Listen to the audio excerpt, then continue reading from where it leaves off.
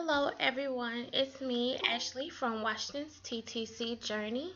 I'm coming to y'all with an update. I haven't made a video in a while, and I decided to basically come on here and finally make a video and let y'all know exactly what has been going on with us.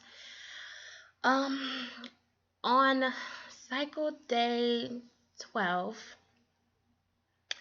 um, I'd actually just came back from no, actually it was cycle day 11. I actually just came back from out of town from being with my sorority sisters and decided to take ovulation test to see exactly where I was within, my cycle days. I had taken one before I left, which was cycle day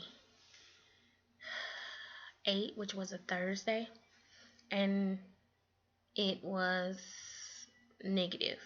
So when I got back that evening, I hadn't taken an OPK all weekend. So a Sunday evening, I took one, and to my surprise, I got a blinking smiley face. Now, although it wasn't a solid smiley face, a blinking one is for high fertility.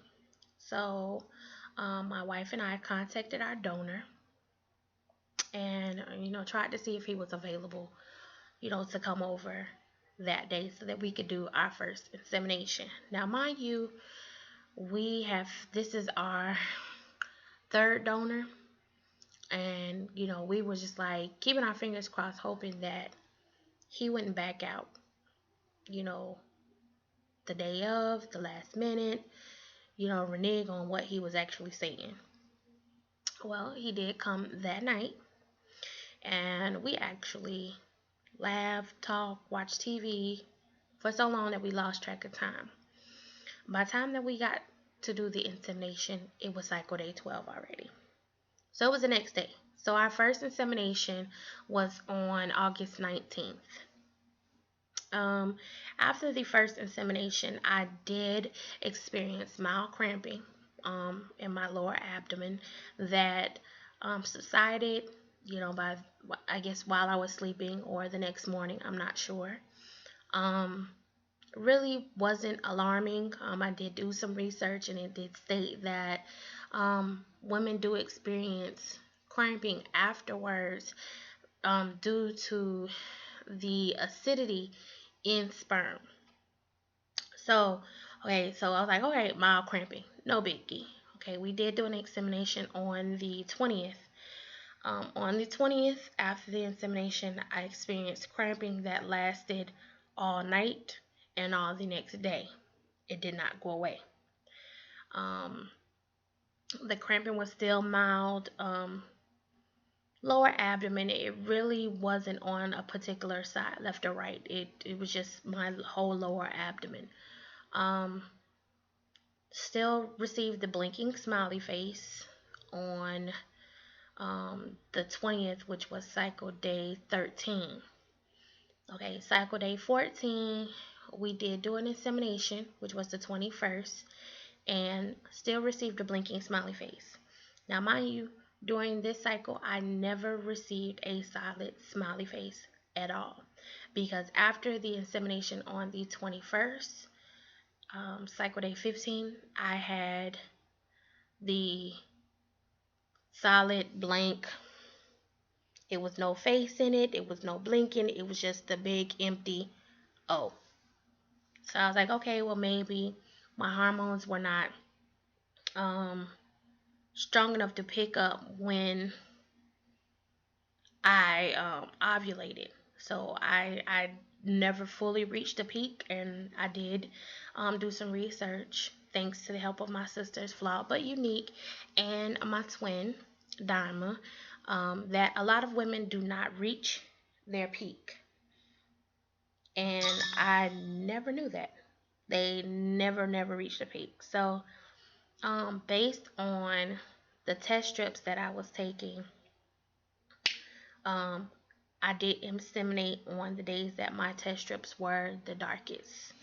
Um, I still to this day do take OPKs just to make sure, to cover my bases, that you know, I did ovulate or I did not ovulate, but if I do get a solid, that I can inseminate, to increase my chances just in case. Okay, back to what I was saying. After the insemination on the 21st, which was cycle day 14, um, I did experience some cramping.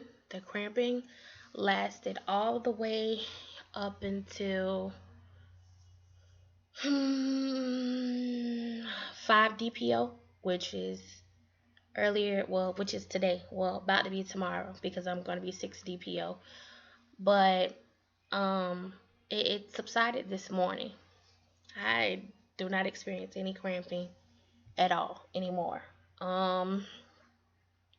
Besides the cramping, I have experienced lower back and hip pains.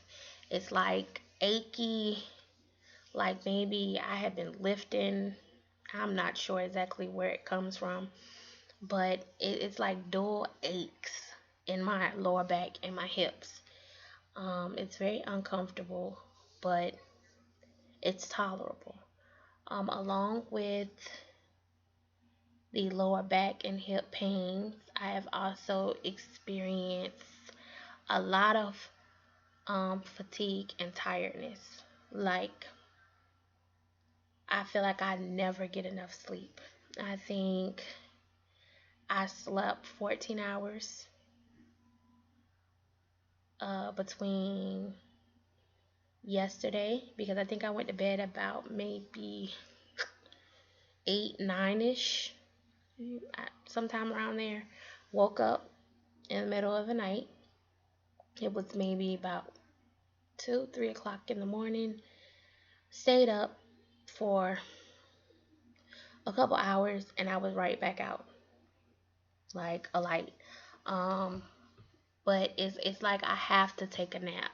It's like I'm extremely tired for no reason. It's like the moment I get up and do just a little bit of something, I'm sleepy all over again. Along with being tired, I have noticed, what else has it been? Lower back pains, hip pains, cramping, tiredness. Oh, as of 4 DPO, I've been having lower area pains. Sorry, it's gonna be TMI, but lower vaginal pains. It's like it's sore to the touch. I'm not sure what that's about, but I did notice it. Along with that, my wife made me breakfast this weekend, and I love eggs, and eating eggs was something that I just did not enjoy. Point blank, period. It turned my stomach in every way possible. Um, Also, today I was hungry, and I was just like, I just need something to eat. Don't know what it's gonna be. Everyone in my family, friends, they know I do not eat seafood. But the first thing that I pulled out and was like, it was some fish. I ate 4 pieces of fish, and that was like the best thing cooking. It was good. But mind you, like the smell of seafood, the taste of seafood, it turns my stomach. I don't know if this is something new or whatnot, but the fish was excellent. Eggs were disgusting. I just finished eating dinner because my wife and I were taking out my braids. That's why I have this bonnet on. And made chicken and some pasta. And I love pasta. The pasta to me while I was cooking it smelled like baby throw up and baby milk mixed together. It just smelled sour. I did not like it. And I couldn't even eat. My whole meal was spoiled. So, my wife enjoyed it. Me, on the other hand, no. I did enjoy my big glass of Kool-Aid. It's sweet. I don't know what it is about sweets lately, but I have to have something sweet. So, between my Kool-Aid, my wife just made me some cookies. I think I'll be fairly content. Um, that's about it that I haven't been experiencing so far. Well, it's now 6 DPO. Within, my 2 week wait, I refuse to look at any symptoms online because I do not want my mind to um, trick my body into thinking that I have symptoms that are not even there based on me just seeing them. Um, I'm telling y'all everything that's going on with me verbatim. Um, let's see. I think that's about it. I haven't really decided on when I'm going to test. Um, being that Wednesday will make a week since my last insemination. Um, I don't know. I don't know when to test. My birthday is, next Monday. I'll be turning 28. I don't know. I don't know. Really don't know. Maybe I should wait another week or so. I'm a little scared about testing. Um, I will say that my sister, Flawed But Unique, y'all check her videos out. She's also TTCing. Um, she called me and told me that she had a dream about me. Her and I were fishing. I don't fish. Don't know how to fish. Not an outdoorsy person. But she said that we were fishing and my wife was in the boat with us. And my wife had caught a fish and held the fish up and put it in my face and was like, "Look, babe, look at this big fish I caught." And my response was, "If you don't get that fish out my face, I'm going to hurt you." Now, that is something that I would say because I don't like nothing in my face. Please don't put it in my face if it's not supposed to be in my face. But, I've heard, when people dream about fishing tanks, eating fish, whatever, anything dream related that has fish in it means that somebody is pregnant. Now, even though that, my sister Flawed But Unique and I are currently TTCing this cycle, I'm the only one that has inseminated. Her insemination is due to come within maybe the next week or so. But it was just it was like, wow, really? I was excited. I was like, oh, somebody's dreaming about fish about me. Okay, woohoo, point. Um, I've also had 2 dreams of me taking pregnancy tests, and I've only got to see the results in one because in the midst of the second dream, I was awakened by my phone ringing.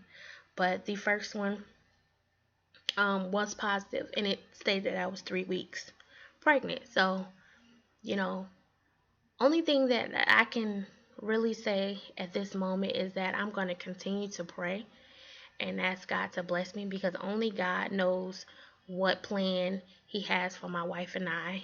And whatever He decides to bless us with, we are completely content and, you know, thankful, grateful for whatever He gives us. So, I never lose focus on that. God is the ultimate high. Without Him, nothing is possible. So, I make sure that I thank Him, for everything that He has done for my wife and I every morning, every night, and in between. Like, I can never give Him enough praise. Um, Along with, my dreams, my sister's dreams, and me praying for fun, my sisters and I decided to do a TTC reading with a psychic. Um, I've actually had 4 readings. Um, 2 were with the same psychic. One was more detailed. The other one was just a roundabout if you would conceive this year, next year, and the years to come, and what the gender of the baby would be. Now, mind you, this is out of fun. I'm not saying that I believe in psychics or whatnot. You know, it was just out of fun. Um, for the reading that I did have, um, it did say that I would conceive in August with a girl. Now, the first reading that I did have said I would just conceive this year with a girl. And both those readings were from the same psychic. Now, we did, I think her name was well, the first reading was by Amber Halden. The second reading was by Sun Fairy. Chrissy, Sharice, I'm not sure what her name is. If somebody knows, they can comment under the video. Her reading stated that I would conceive. Um, Thank you. Y'all, I got my cookies. Hold on, can y'all see that? Okay. Her reading said November, and it said a little boy. But along with her readings, she gave me a reading for all the children that I would conceive. I'm only conceiving 2, that she said, a boy and a girl. She also did give me the dates for when they're supposedly supposed to be conceived and when they will arrive in the world. I did another reading with Psychic Source, and Psychic Source, love you. Psychic Source basically said that I would conceive around the holiday time frame. So I'm thinking November, December. Now, they also said that I was having a boy first. So I have 2 for a boy, 2 for a girl. Whatever God blesses us with, we are completely content with. Completely. Although I am rooting for Team Pink. I'm just saying, a little mini me walking around, I think it's adorable. But whatever God blesses us with, I'm completely excited and happy about. I'm not gonna question. I'm not gonna do any of that. So at this point, I'm completely rambling in this video because it is now going on 18 minutes long. I'm going to wrap it up because I know nobody wants to see a long video. So I'm sending lots and lots and lots of baby dust, sticky baby dust, to everyone that is currently TTCing and praying for their BFP. For those who have received their BFPs, congratulations. I am more than stoked and excited and look forward to traveling along with everybody during their journeys. For those who have received a BFN, I'm sorry, please don't be discouraged. Continue on, until you receive your BFP. Those are our miracle rainbow babies. Don't give up. Until then, don't forget to rate, comment, and subscribe. Like, thumbs up, thumbs down. No love lost if it's thumbs down, but I look forward to, making many more videos and for y'all to follow us on the journey. Good night.